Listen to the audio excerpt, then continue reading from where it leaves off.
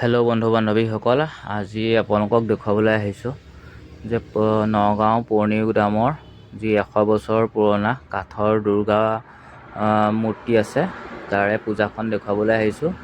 আমি ঘৰৰ পৰা আহি পেলাই এনেকৈ এপাক ঘূৰাই আনি গাড়ীখন লৈ আহিছোঁ। সেইখিনিতে কোনোবা এটুকুৰ জেগাত আমি ছাইড কৰিম গাড়ীখন। ছাইড কৰি পেলাই পূজা মণ্ডপটোৰ গুৰিলৈ যাম। পূজা মণ্ডপটোৰ মুখে মুখে এইপাৰে আমি গাড়ীখন ৰখাই ল'লোঁ আৰু ইয়াতে থৈ পেলাই যাম বুলি ভাবিলোঁ।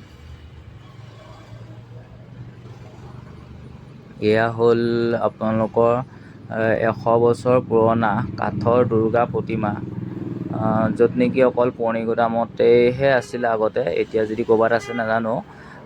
দুৰ্গা প্ৰতিমা ইয়াৰ বিসৰ্জন, ইয়াৰ মহত্বটো হৈছে ইয়াত বিসৰ্জন দিয়া নহয়। ইয়াৰ প্ৰতিমাখিনি খুলি পেলাই আকৌ থৈ দিয়া হয়, কলগছ এজোপা উটাই দিয়া হয়, আকৌ নেক্সট বছৰ তেনেকৈ আকৌ লগাই পেলাই আছিলে। যোনজনে বনাইছিলে সেইজনৰ নাম আছিলে লেৰেলা খনিকৰ।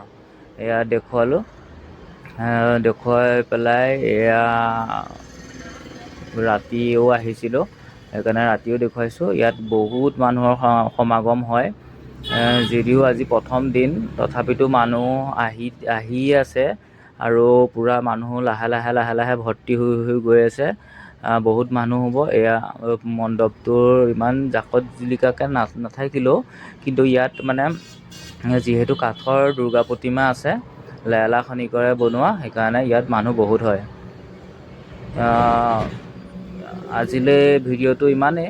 আপোনালোকে ভিডিঅ'বোৰ আগলৈও চাই গৈ থাকিব, সেইকাৰণে লাইক কৰিব, কমেণ্ট কৰিব আৰু ছাবস্ক্ৰাইব কৰিব বুলি আশা কৰিলোঁ। ধন্যবাদ। সকলোকে দুৰ্গা পূজাৰ শুভেচ্ছা।